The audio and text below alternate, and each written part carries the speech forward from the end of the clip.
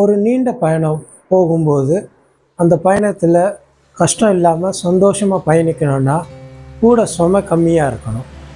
அதே மாதிரி வாழ்க்கை பயணத்தில் கஷ்டம் இல்லாமல் சந்தோஷமாக இருக்கணும்னா இங்கே சுமை கம்மியாக இருக்கணும்.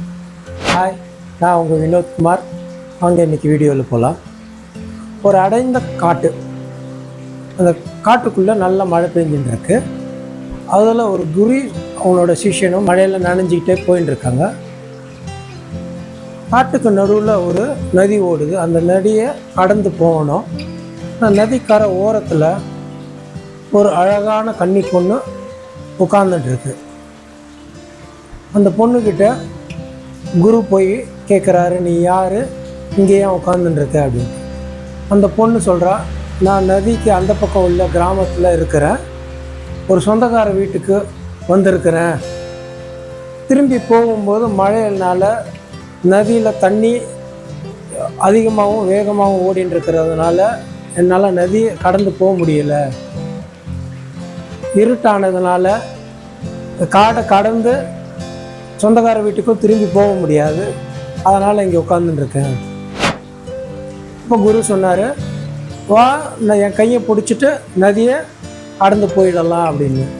அதுக்கு அந்த பொண்ணு இல்லை, எனக்கு பயமாக இருக்குது, நான் நதியில் இறங்க மாட்டேன் அப்படின்னு சொல்லிச்சு.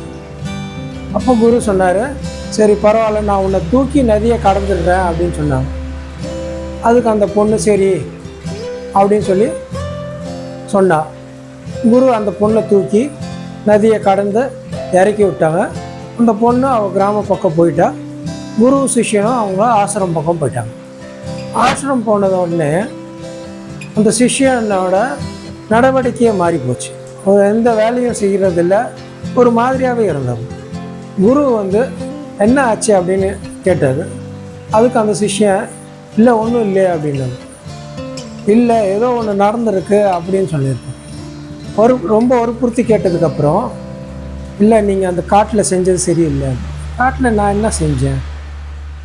இல்லை, அந்த நதி கடந்தீங்களே அது சரியில்லை அப்படின்னு. அது என்ன, நதி கடந்ததுக்கு என்ன? ஆனால் குருக்கு எந்த ஞாபகமும் இல்லை, எல்லாம் மறந்துட்டார். இப்போ இல்லை, அந்த பொண்ணை தூக்கி நீங்கள் நதியை கடந்தீங்களே அது சரியில்லை அப்படின்னு சொன்னாங்க.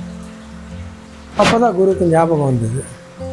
இப்போ குரு சொன்னார், நான் தூக்குனதை அங்கேயே இறக்கிட்டேன், ஆனால் நீ ஒன்றும் கூட அதை சுமந்துட்டு சுற்றின்னு இருக்கிறிய, நீ எப்போ இறக்கி வைக்க போகிற அப்படின்னு அந்த குரு கேட்டார். இந்த சிஷ்யம் மாதிரியே நம்மளும் நிறைய விஷயங்களை சுமந்துட்டு சுற்றின்னு இருக்கிறோம். அதை எல்லாமே அப்பப்போ அங்கங்கே இறக்கி வச்சிட்டோன்னா வாழ்க்கை கஷ்டம் இல்லாமல் சந்தோஷமாக வாழலாம். நன்றி, வணக்கம்.